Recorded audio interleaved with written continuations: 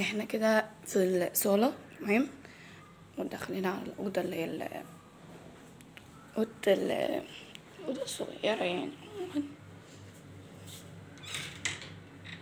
لو انتوا شايفين البحر من هناك اهو من البلكونة، دي البلكونة برضو. تمام. وده البحر هناك اهو. طبعا فيها تكييف الغرفة. بعد كده داخلين اهو، هنلاقي هنا الحمام والمطبخ اهو.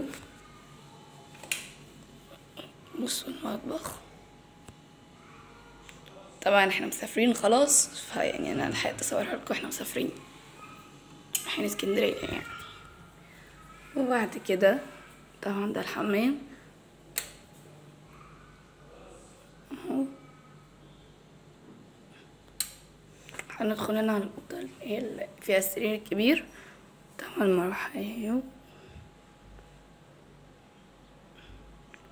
دي المروحة التانية.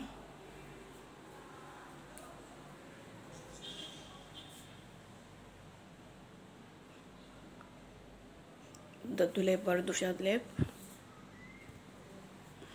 تمام. من الأوضة برضو هنا هتشوفوا البحر. استنى اجيبها لكم.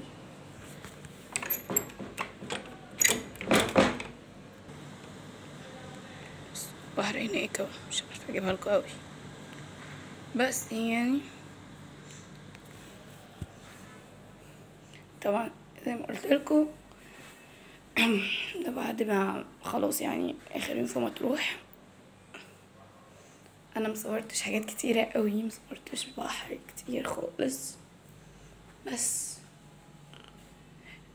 دي كده الشقة. واللي حابب يعرف اسم المنتجع اسمه بيانكو، مساكن السعودية. بس كده، باي.